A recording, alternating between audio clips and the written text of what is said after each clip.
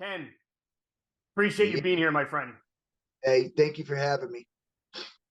I want to begin by talking a bit about your upbringing, your life, your career. It's a fascinating story. To the extent you can convey it in a nutshell, which is hard, have at it.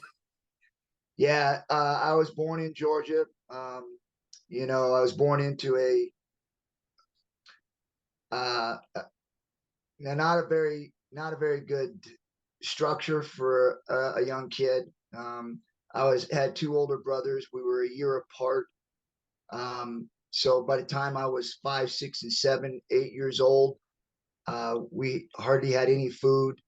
We were left home all the time by ourselves because my biological mother had to find ways to make money. And so we were left with not the best of crowd. So early on, a lot of the bad things happened. As myself and my two older brothers, we found a way to survive. Ended up, my biological met somebody who was getting out of the military. We jumped in I believe it was a 1969 Camaro. Um, we drove from Georgia to Napa, California, which is about 3,600 miles in the back seat of this Camaro, which was pretty cool. We'd never been out of Georgia before. Our lifestyle was obviously, as you know, we were pretty much on the street most of the time, hardly any food, no toys, no bed. We slept on the floor. A lot of bad things happened to us. Now, all of a sudden, we're traveling from this area that we're used to Napa, California, which is more middle class. Um, Things just didn't work out well because we were kind of all the way till we were about 8 years old, which is the time where we kind of moved. I was 7 or 8. We get to this whole another world. And I talk differently, walk differently. Obviously, kids being young, they're always going to find the kids that are different. And, they're going to make sure that you know that just because kids are kids. Right. What my background and where I came from was a lot more violent than what this middle class was used to. So, I beat up kids pretty severely, kicked them in the head when they're on the ground, got stabbed, all at the age of 9, 10, and 11 years old. I ended up in a group home, got taken out of the home because of running away, getting stabbed, robbing from stores, strong arm robbery, a lot of bad things. And this is all from the time that I was 7, 8 in Napa till I was about 10. And they took me out of the home and made me a ward of the court, which meant the probation officers and the judge then became my parent. They had a say in where I was going to go, so I ended up in group homes. I went into group homes from the time I was 10 till I was 13. A lot of different ones, failed all of them, all because I was angry, frustrated. I didn't trust anybody, hated the world. So I failed them all. Ended up at a place called the Shamrock Boys Home, which was at the age of 13. And that's where I really started to find some trust, but it took a long time. It was about a year and a half before I could truly trust who was then became my father, could truly trust someone that they cared for me. It wasn't, they had a motive where they wanted something. They'd be nice to me. You knew that they wanted something. And so this was the first time that I had actually came across someone who I felt like I could trust them and that there wasn't some selfish motive because I watched him do it with other kids and help other kids. And so there was a trust built there. And that really helped me become who I am today because I trusted him, he led me in a direction to where he put me into sports because I was very angry. And every time somebody would come up to me and confront me with something, I would just hit them because I didn't know how to talk. And so instead of having a verbal communication with somebody when you argued, like a normal person, I would just hit them because I didn't know how to have a communication.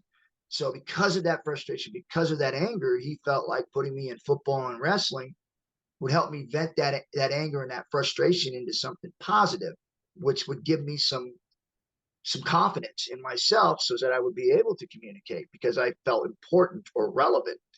And which it did, because then all of a sudden I became relevant in this little town where I was a sports star. And so that's really how it all kind of began, and kind of how everything went from the time that I was in high school. Obviously, after I got out of high school and started down the road of my adulthood, I think that's been pretty much written down in books and everything else. So I think most people kind of know what had transpired up to that point. But in high school, I met my first adversity my senior year, where everything was going well. I mean, I did everything right. You know, I felt like, the world was going the way it was supposed to go. And as a kid, you think that now everything's going to be great. But I broke my neck my senior year wrestling in high school. Not nobody's fault. Nothing. It just happened. Taken from me. I lost my scholarships. All of a sudden, people didn't look at me the same. And this is just normal life stuff. It's like, it's crazy when something happens to you. You think it's unfair, but it's life, right? And you can either lay down or get up and do something about it. And so when I broke my neck, my father said to me, because I was very depressed, he said, "Do you think you've come this far? Like, you did all of this just for you to fail now? It's not going to happen." And so I remember thinking to myself, you know what? It is on me. It's about what I do from here. So I buckled down. I went in, I started training. I mean, they told me I wouldn't be able to do certain things, but I had to know that. They couldn't tell me I couldn't do it until I knew I couldn't do it. So I went down the direction of playing college ball, even though it was against everything anybody ever told me, because of a broken neck. But obviously, that sent me down a path of going, well, looks like I can play college ball. Well, it looks like I can wrestle. Well, it looks like I can fight. So all of these things were really just in my mind, was like, I had to find out for myself what my limitations were with what had happened to me, and not be told by somebody else that these were my limitations. And you mentioned your inclusion in the child welfare system. You've spoken about that a lot. You obviously know that system very well. In your view, how effective is it in taking kids that need help and giving them that help? Well, again, I mean, the system is flawed. Obviously, I think, when you see prisons are being built every day, group homes are being, crowded, hard to get kids in anywhere. I mean, it's because what we're doing isn't working. And there are good people out there. There are good group homeowners out there, but they're far and in few, because people just look to make money, and they think it's an easy job just to be able to house the kids, stuff them in a room, tell them to behave for a year or 6 months, and we'll send you back home. The problem the reason why I succeeded was because my father, Bob Shamrock, who adopted me, didn't send me back home. Because if I would have got sent back home, I wouldn't be sitting here today. Because when you go back to the same environment, you're going back to the same parents, you're going back to the same house, you're going back to the same friends, and you're going back to the same troubles that you were involved with before you got sent away. So now, as a young kid, 15, 16 years old, 14 years old, however old you are now being told that you now have to be a responsible adult, even though you're not, because now we're going to send you back into the same environment, and we want you to figure it out. We want you to say no to everybody. It's like, it doesn't work like that. Kids are kids. And the reason why they were in trouble is because they had a weakness of not saying no. And now you're regurgitating it and sending them back there and expecting a different result. That to me is insanity. And so that's the problem, is that when we send them to these homes, is that we think in 1 year or 6 months, we're going to fix them, and we'll be able to send them back home, and they'll have a happy, merry life after that. And that's just not the case. Is introduction to sports critical? In other words, as you mentioned, you got to take that rage, right?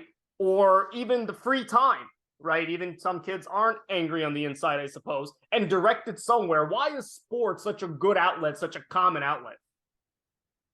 Well, I think it's sports. I think it's acting. I think it's singing. I think there's art. Everybody expresses their anger different ways. And I think it's just being able to find that niche for whoever it is, because I've seen kids that drew these pretty crazy pictures with heads being cut off and bodies being torn apart, or the satanic cult stuff, because it was their way because they weren't aggressive and they weren't physical. They were more introvert, and so they just did all this drawing to express themselves through their anger. and then have people come to them and say, you stop drawing that, or put them on some insulin or Ritalin or whatever it is they put them on because they think that there's something wrong with them. There's nothing wrong with them. This is their inventing. And so allowing them to be able to do that and then molding it into something constructive. So like, sending him out to college to be an architect because they draw so well, allowing them to vent with what they want to, and then have them draw other things aside from that. And that's kind of what they did at the house with the kids that were more introvert. They would allow them to do certain things that when they were expressing their anger, as long as it was within the house, but then they had to do something constructive on the back end of it. So it really was a give and take kind of thing. And so for me, it was, like I said, it was more outdoor. It was sports. It was a big, big part of me being able to achieve what I achieved today, because not being able to have that anger go somewhere, it was always exploding in the wrong places. Somebody would come up to me and I was angry and I just hit them, and next thing you know, I'm in juvenile hall for assault.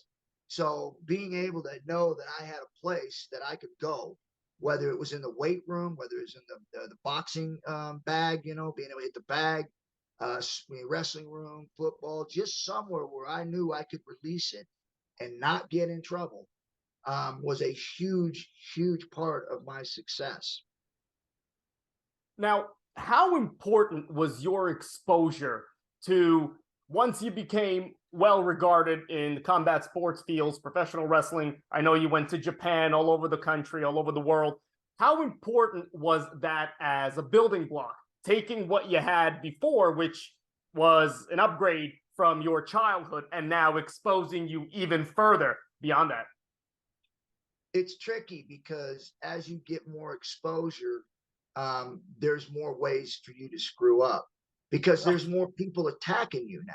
Like, there's more ways you're being attacked. And, whether it's being in a nightclub, and obviously I just stopped going to them when I was 20, 29, 30, about 34 years old. I said, I'm done going to clubs, because I'd gone a few times and got in trouble. And it's just natural for you to go there because you're exposing yourself to more trouble and different trouble, people coming at you from all kinds of different ways for you to get in trouble, like punching someone, getting into a fight over something. It's just all right there. People just being jealous of who you are, wanting to test you, all these things. And so it's just a different thing when you start to move up and you start to create exposure. You have to make sure that you, or people around you, help you understand what you're getting into, because, man, I'll tell you, as we see today with the social media and everything going on and all the celebrities out there, they're human beings, and we only get to see the bad side of it. We don't get to see every single day life that they are as a human being. We only get to see what the media want to expose. And most of the time, not all the time, most of the time that they want to expose are things that they've done wrong because they get more hits or they get more views, as opposed to somebody doing something good. It doesn't get as many views and it doesn't get as much attention. So they're looking for the things that are being done bad because they know that it'll explode on the internet and get all these views and hits. So as a person who has a lot of exposure in this day and age, you have to understand that. You have to really pay attention to that, because they ain't looking for you to be a good Samaritan. They're looking for you to mess up. And for a guy like you who came around prior to the social media age, how difficult has this transition been? I mean, your popularity, as big as it was and as big as it is, would have been tenfold, and now you have to adjust kind of to this whole new world. Yeah, it is. But fortunately, you get to go into it slowly. I think, was it 2000, probably around 2004, I think was when it really became a thing. It started to really, now where you could really start getting these millions and millions of hits of being able to catch somebody doing something, and it became this thing. Fortunately for me, I was at the end of my career, and I had the exposure, but not like a Conor McGregor or, John Jones or some of these other guys. I mean, like, if you literally would be able to know their normal lives and the kind of people that they were, as they were fighting, you would then look at the things they've done a little bit differently. But because you only see the things that went wrong, because of that's what social media wants to show, Right. You get this idea of them, and it could be completely wrong. You don't know who these guys are, only what they've done when they're excited, or maybe they're mad, or they got broke up with their girlfriend or their wife, or there's trouble. These different things that happen, and then all of a sudden you have an opinion of this person because of what has been shown. And to me, I think social media is one of those things where it's a great opportunity for a lot of people, but at the same time, it can ruin your life on one exposure. Do you sometimes look at a John Jones or a Conor McGregor and say, wow, if Ken Shamrock had been young and a bit more foolish, would have been a whole lot of problems? Well, I mean, I made my mistakes, no question. And just like John Jones and just like Conor McGregor, that could have been me if it been that much exposure, because I was volatile. You get guys like that, like John Jones. I mean, I'm just saying these names, but there's many other ones out there Sure.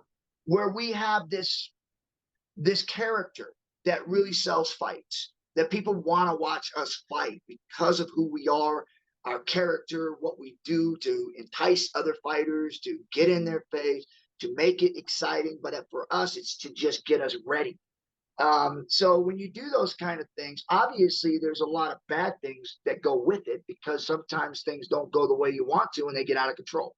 And it's important because in combat sports and in MMA, the idea, right? And in fact, the promotion is based on those characters, right? The whole point is to make you guys mean and angry and look a certain way and act a certain way. So it's tough to cut that off when now you're out with your kids in the park.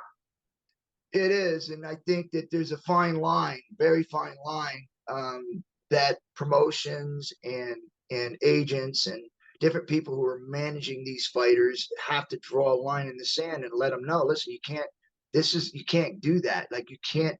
That's just out of bounds. And so, but again, like I said, because of social media and because how much attention everyone gets by doing these things, it almost seems like there's no line in the sand at all, because no matter whether they hate you or love you, as long as you're getting views and as long as people are listening, then there is no line in the sand. You can keep doing whatever you want because popularity is going to keep growing. And you're now in this weird spot because you're a former fighter who's obviously popular, and now you're a promoter and a businessman. How's that transition going for you? Oh, it's difficult, but fun, challenging. Especially as I've been moving forward with Valor, BK. I remember when I first started this thing, I had this vision. The vision's still there, but there's this business plan that goes behind it. And I thought it would be pretty simple. You go in there and we, put the dots together, we get the numbers we need, we put on the show, and we just roll with it. But there's just so much more that goes into it with apps. I mean, you got Instagram, Twitter, all these things. You have to hit these certain numbers. You got to have demographics. There's just a load of stuff that comes into this. And then you have to break it down with business and different things that go along with business ownership, this, that, and the other. So it was really a lot to it. And I failed miserably trying to come into this and run it myself. Fortunately, I brought people in, a partner, Maddie, Miranda, who is one of my business partners. And then, of course, I got people who are actually working on social media stuff, Steve and Andy, who are doing a great job on that. And then we have our own kind of a production company with Nick. So we've got a lot of guys. I got an agent with Ted, which you met, who has been really, really good. We got a couple of Alexes working on social media stuff. So just the stuff I'm telling you is just the tip of the iceberg. Like, there's so much more that goes on with this. We've got investors, we got all these other things. So it was really a big step for me. But fortunately, the team that I have around me, I've got a lot of supporting characters, a lot of guys that are really working on this and putting this together. Like I said, the vision was mine. But I'm telling you, the business part of this, man, all these guys that I mentioned with the social media stuff and moving forward, I couldn't do it without them. So I'm very, very, very fortunate to be where I'm at right now, especially with the all the screw ups that went on prior to this. You know, trying to do the right thing and then finding out you open the door and it's the wrong thing. So, Right. but it's been an experience, and it's one that I've learned from. I think we're in a great place right now. You know, we was talking about Valor. We've got a launch party January 7th, which if people are interested in checking that out, it's on our Valor app. If you want to go check it out. Also, too, you can go to our Instagram, Valor. It's Valor on the Instagram. And if you want to come check out me, Ken Shamrock, it's Ken Shamrock Official on Instagram. But so there's a lot. Of course, I got a lot more, but I don't want to get into that. But yeah, so when you talk about the business and then transitioning from a fighter to the business, there's just a lot of stuff, man. And I've been not overwhelmed, but it's been a challenge. You know what's funny? Fighters seem to have the hardest job in the world. And then Right. many fighters say that's easy compared to the other stuff, compared to dealing with money and dealing with business and dealing with promoters and you know, lawyers and accountants and all that other stuff. Is that your experience as well? Yeah, you almost get spun upside down. It's almost like you feel like you get to a point where you just throw your hands up and go, put me in a cage. Let me fight. Sorry. What are some of the qualities that transition from one to the other that you found useful? Oh, I think it's determination, and not want you're not going to lose. You'll figure it out. And I think that having that, if you can take that same energy, that same level of commitment, and then put it into trying to learn that aspect of the business, you won't fail. But you get to a point where you, like I did, where you get spun upside down. It's so easy to just give up and just say, screw it, man, I'm going to go do something else. And I didn't do that. That's not what I'm about. I've stayed with it.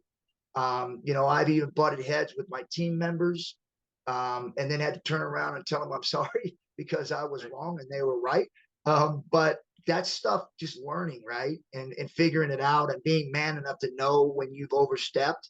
And then when you do that, figure out what you did wrong and then learn from that. Don't just throw it up and say, okay, well, I screwed up and then move on. No, you have to learn from that. You literally got to figure out what you did wrong. And when you did, do not let it happen again by being ignorant and just throwing it under the rug and not paying attention to it. Learn from it, understand what you did wrong, and then make sure when you move forward that you can make sure that doesn't happen again.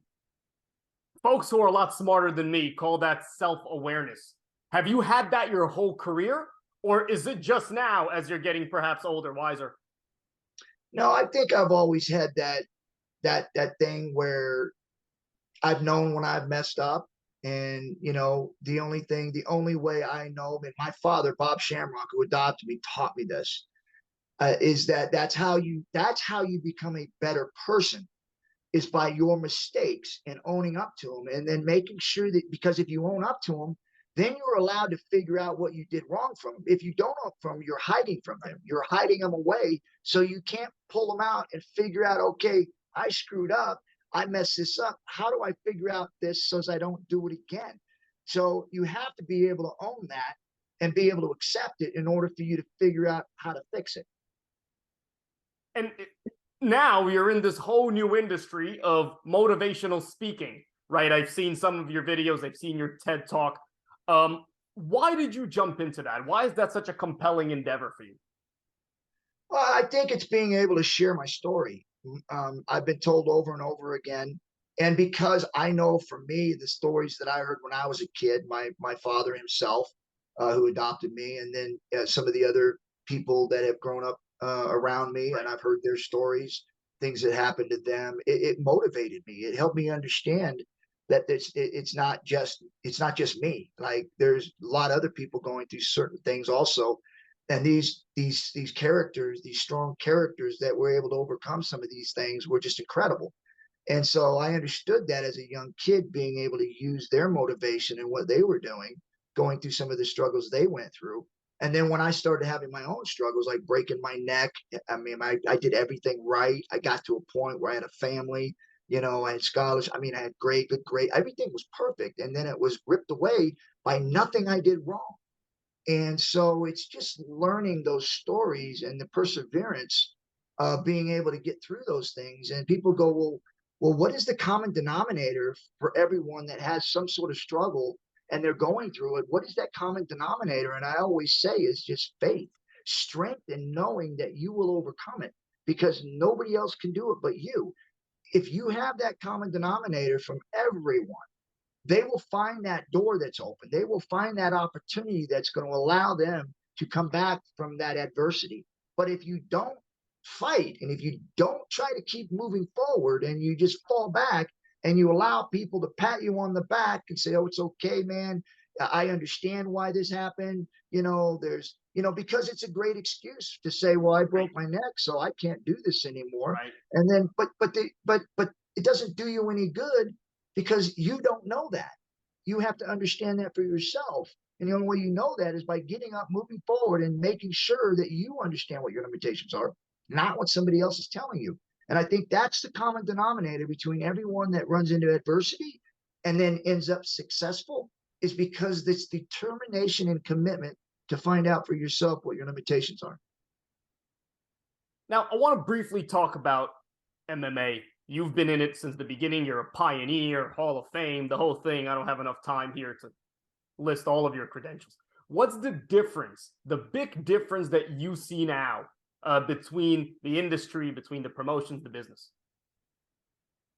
Oh, I would probably say, when we talked about being able to vent your anger and frustration, because I'm not fighting. Now, obviously, I'm older, I'm mature, so there's a better understanding. Right. But I don't have that outlet to be able to go, fight. And, I make the call. I walk in there. I am successful. Because the only one that can stop me from being successful is me. Well, in business, it's not that. If you make a mistake, or somebody on your team makes a mistake, it can stop you from getting where you need to go. And it may not all rely on you, but as a team, you're responsible for it. No matter what happens, if you're running the show, you're responsible. So if somebody underneath you does something and it gets screwed up, you can't go to them and go, oh, hey, man, it's you. And then you have to figure out how to fix that and move forward. And so that's the biggest thing from doing what I did before, was that the only time I ever failed is if I failed and I knew it was. Now, when you're in business, there's a whole nother world here that you have to try to control and move forward. And a lot of times, man, when you're doing that, man, it is very, very difficult to make sure that everyone is working and moving in the same direction. So it wasn't, like I said, for me, stepping into that cage and fighting, man, I knew what the results were going to be, right? I mean, I went in there, I knew what was going to happen. I mean, that was all on me. This is a whole different ball game now. It's just a lot more moving pieces. You have to be a lot more patient. You have to be a lot more observant. And you also have to be a person that's being able to motivate people to be able to get things done. If you were to sit here and list the qualities, right, the lessons that you learned over the course of all these years, what would they be? Oh, I would say, first of all, patience, communication. Communication was a big one, because I didn't know how to communicate. My communication was violence. Learning how to be able to speak and talk to somebody, and working those things out. And the next thing is, I think that you have to trust. The trust is a hard thing, because, it seems like in the world we live today, there's very, very little of that. But you have to trust first. And then if things don't work out, then you adjust from there. But if you always go into things just trusting people, it's never going to work. So obviously you expose yourself, you're vulnerable. But if you don't do that, then you're never going to be successful. You're never going to get to a position where you're going to have good, strong team around you, because you're always doubting someone. So I think it really is just about patience and trust, perseverance. And one thing that I lived my whole life on is never giving up, always finding a solution. Ken, I appreciate your time. Thank you so much. Hey, I appreciate you, man. Also, January 7th, don't forget about Watch Party. Check out our Valor app, man.